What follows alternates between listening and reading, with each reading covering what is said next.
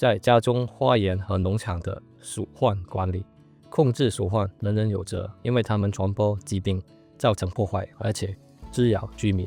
老鼠和其他啮齿动物一样，可以把疾病传染给人类和宠物，包括鼠肺虫病、钩端螺旋体病、沙门氏菌感染和其他地方性斑疹伤寒。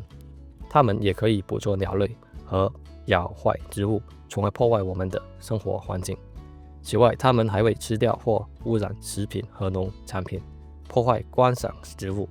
老鼠会啃咬电线和木结构，撕开墙壁，寻找筑巢地点，并在家中或农场留下难看的粪便和刺鼻的尿味。为了有效管理老鼠，我们需要了解老鼠的行为和生物特性。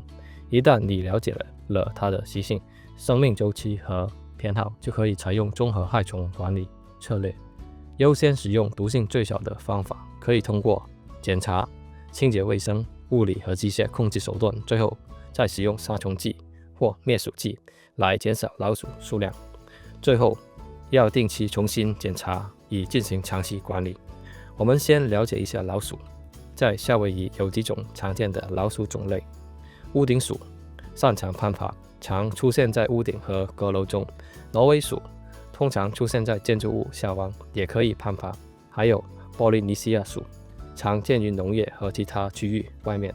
老鼠的寿命大约是1年，也可以活到2年。老鼠3个月大就可以繁殖，每3周可生下4到8只幼鼠，因此老鼠的数量很容易迅速增长。老鼠不仅擅长攀爬，还能跳跃超过6英寸。它们依靠灵敏的嗅觉和味觉寻找食物和路径。如果你在白天看到老鼠，说明数量已经很多，因为它们是夜行动物。老鼠通过鼻子、脸部和其他部位和触须来导航。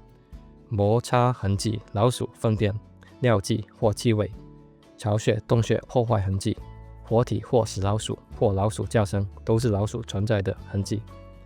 检查老鼠的藏身之处，它们可能会进入住宅、包装间和储藏区寻找食物来源。你可以怎么做来让家中、花园、农场不再吸引老鼠呢？老鼠的活动范围大约是200英尺。良好的卫生可以减少藏身空间。清洁纸堆、箱子、旧设备、垃圾及其他地方为老鼠提供藏身之处的物品。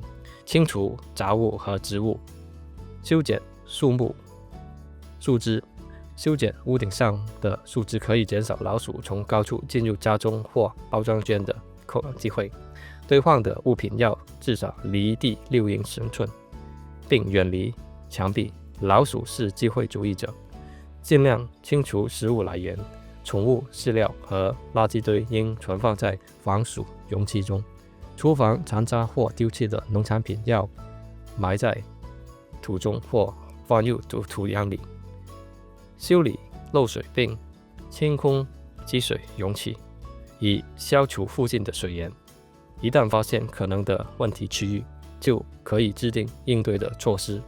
首先要防止老鼠进入，确保没有超过半英寸的开口。封住这些开口可以使用10号铁丝网、20号铁皮或水泥，也可以使用材料，但要确保没有裸露的边缘可供其啃咬。不建议使用钢丝毒洞，因为老鼠可以拉出来。用铁皮或水泥封住管口入口，效果较好。放置得当的机械陷阱可以有效控制老鼠。你可以在花园或农场使用商店购买多种陷阱。粘贴陷阱更适合室内使用。夹击陷阱、活捉陷阱、电击陷阱更适合半封闭或户外环境。自动设置的捕捉装置适用于田地边缘或户外使用。老鼠对新物体保持警惕，因此陷阱可能需要放置1-2周。陷阱应垂直放置在横梁、桌子或墙边，并确保不会伤害到儿童和宠物。将陷阱固定在坚固物体上。肉饵可以使用坚果、葡萄干、沙丁鱼、椰子、花生酱。软糖或棉花，每天检查陷阱，并配套手套和防护用品。使用灭鼠剂的诱饵是下一个有效的控制措施，应仅用于户外，放置在老鼠活动的区域，譬如建筑物周围、甲板下方、地面覆盖物或灌木丛中。建筑周围每隔15到50英尺放置一个，围绕土地边缘每隔75到100英尺放置一个。灭鼠剂含有抗凝血成分，其类诱饵可能对儿童、宠物或其他非目标动物造成伤害，因此请小心使用并严格遵守标签说明。如果怀疑宠物误食了诱饵或中毒老鼠，请立即联系兽医，因为有解毒剂可用。抓住或消灭老鼠后该如何处理？可以将死老鼠深埋或装入双层垃圾袋后丢弃垃圾桶。务必戴上手套，并使用工具以避免直接接触。老鼠污染的区域可能含有致命的病毒和过敏源。清洁前先通风。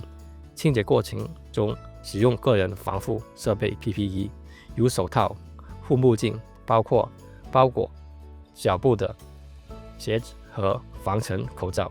清洁时应擦拭而不是扫地或吸尘，以免扬起有害颗粒。随后使用消毒液，如1份漂白水对10份清水的溶液进行消毒。老鼠不仅是烦人的害虫，它们还能传播疾病。为了安全，采取措施防止老鼠进入你的家、花园、农场。如需更多关于老鼠控制的信息，请联系夏威夷卫生局。